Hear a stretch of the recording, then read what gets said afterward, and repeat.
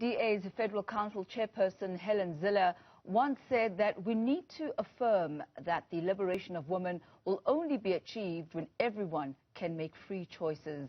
This relates to the ability for women to do so concerning their careers, their health, as well as their relationships. For more, we're joined by the DA's Federal Council Chairperson, Ms. Helen Zille. A very good evening to you, Ms. Zille, and a very happy Women's Day to you. What did you do today? Thank you very much, Tommy. Well, I unpacked boxes from the storeroom today because it's been a year since we moved into our new little place, and I still haven't unpacked yet because I've been too busy. So I love it when public holidays come along and then I can get the work done that I can't get done when I'm working full-time. Clearly put to good use, but perhaps let's focus on the significance of Women's Day. It was on this day where 20,000 women marched to the Union buildings in 1956. Is there still a relevance for the marking of Women's Day in South Africa, and if so, why? Yes, I think there is, but the times have changed very fundamentally. And of course, there is an entire patriarchal culture that needs to be challenged and changed in South Africa. And as you heard me say before, and I'm glad you picked up on that quote that I had said before, that the key thing is that women must have choices and be free to exercise that choice, have opportunities, and be free to pursue those opportunities. That is absolutely critical. And the most important choice a young woman must be able to make is not to fall pregnant before she has finished her education. And it remains such a tragedy in South Africa today that that is a choice that is not available to millions of women because they don't feel they can say no, especially to older men who assume that it is the right to have sex with younger women, often school-going children, and then young girls fall pregnant, upward of 10 years old. We've often had that case. And if you've had a baby when you are yourself little more than a child, it'll condemn you most likely to poverty for the rest of your life and your child to poverty for the rest of its life, especially if the father doesn't support you. So the critical choice of when to have a child and with whom is the first choice a woman must be able to make in a liberated society. So let's compare then the ability and even the context within women are able to make choices in this current dispensation compared to, let's say, 2-3 decades ago. Have women's ability to make choices actually expanded? Is it easier now than it was back then, or have things gotten worse? Well, I think for middle class and upper class women, things have gotten much better. There's no question about that. But I think for poor women, many of them across the board, they still, in major respects, not any freer to make choices about when to have babies than they were back then. Because that culture of men determining to have sex with younger women is still with us. And I really do believe we underestimate how much that contributes to women's oppression, how much that removes choice, how much that condemns women to poverty. And I think much of the feminist debate points to the wrong thing in South Africa.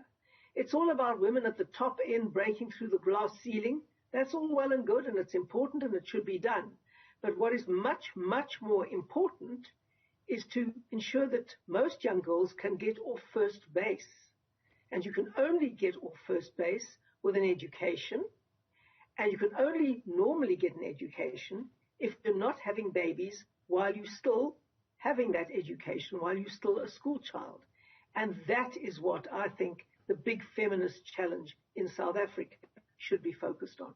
And on whose doorstep do you believe that particular activism should be on? Is this a battle that other women need to take on behalf of women who are, quote-unquote, less privileged or who have access to less information, less facilities, less freedom? I think the women have access to information. I just don't think they have access to choice. And they're often, I would imagine, either forced into the situation or go into transactional sex because they would like to have certain things that they otherwise would not be able to afford. That's the tragedy. And who should do something about it? Well, I think the whole of society should. It should become a taboo in our society for older men to enforce sex with young girls. It really should be. It should be completely unacceptable and frowned upon, so that we are a society that values our young girls and that makes absolutely sure that they can get an education. Otherwise, people who go around mouthing slogans on Women's Day are actually a hindrance and not a help. That should be the number one job, to get every woman educated up to the highest level that she is able, and ensure that women with skills can make choices about when they want to have children, with whom they want to have children, how many children to have, and that they are free to earn a living on their own and support their children if a partner leaves them, and that they are not dependent and subservient to the men who fathered their children, who often move away from them. And this is the root cause of women's oppression in modern South Africa, and that's what we need to be focusing on. The challenges that women still face regarding their reproductive health that you've been mentioning now, are these challenges experienced across the racial lines? Well, I would imagine it's more of a class issue, this issue, in a sense. I certainly know that when I grew up, my parents were from a previous generation, obviously. They were very strict about experimental sex. It was just not something that would ever have crossed my mind.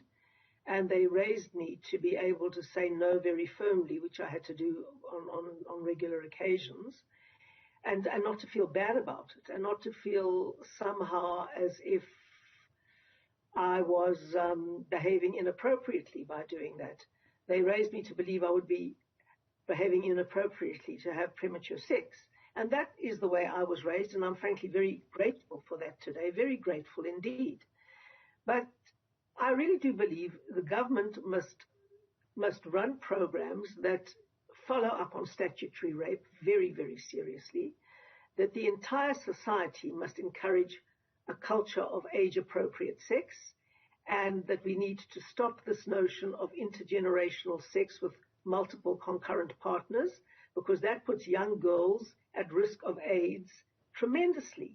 I mean, we've had a good success in fighting AIDS with ARVs, but the number of young women who are getting infected shows that we are a very long way from beating this disease, and that young women who are often forced into sex by much older men who have multiple concurrent sexual partners, where they have sex without protection, puts these young girls at particular risk. And this is the kind of thing we have to really challenge in our society if we want all our women to be liberated, which is, of course, exactly what I want. Ms. Zille, you spoke about this being a class issue, and zoning in on that. Sometimes and oftentimes you'll find that transactional sexual relations will exist between an older man and a younger woman, because perhaps the woman doesn't have the resources, whether it's the money to buy food at home or to take herself to school. So those type of socio-economic dynamics often play into the psychology of these transactions. How do you propose that that is dealt with, the poverty aspect of why some younger women may find themselves in these dynamics? Well, you know, the bottom line is that the only way we're going to tackle poverty is to empower people with skills to get jobs and to follow policies that grow the economy to create jobs. There is no other way. It is the way throughout history that people have got out of poverty, by governments that follow policies that create the context for investment, growth, and jobs, and offer people the real opportunity to get skills so that they can move into those jobs, earn a living, and get out of poverty. There is no other way. And if I said that there is just one thing that we have to do as a society, I would say is educate our women. Get them through school without falling pregnant. Make sure they get tertiary education. I've got a lot of policy proposals, but I haven't passed them through my party yet, so I couldn't really come forward and mention them on this platform. But I have major policy proposals that I really believe would create significant incentives for young women not to get pregnant while they're at school. Because if there's one thing South Africa has to do to break the back of intergenerational poverty, it is to educate our women. And it's very clear, education's always been at the heart of what you do, even after you graduated and you first started doing some, temporary work for the DA in your younger years. Education is literally the door that got you into, I guess, where you finally are now, or at least part of the factors. Who are the women, Ms. Zille, who have impacted your life, who have perhaps mentored you throughout your journey? Well, I wouldn't say really mentored. My parents basically, obviously, they were refugees. They had absolutely nothing. They were penniless. We literally grew up in a semi-corrugated iron structure until my father earned enough to fix it up with proper bricks. And they always said the only thing that no government can ever take away from you is what's in your head. So you're going to now get a proper education. And they raised me with quite strict values, which I've never, ever been sorry about. And then the people that I looked up to very much were Helen Zille. I worked as a young prog because I had such high regard for her. And I suppose the other woman that has meant an enormous amount in my life is Angela Merkel, the former Chancellor of Germany. I had the great fortune of meeting her on several occasions, of having long discussions with her and being very inspired by her intellect, by her insight, by her vision, and by her capacity. Ms. Helen Zille, thank you very much for your time and for sharing what's in your heart as far as the women of South Africa are concerned on this Women's Day. That's Ms. Helen Zille from the Democratic Alliance.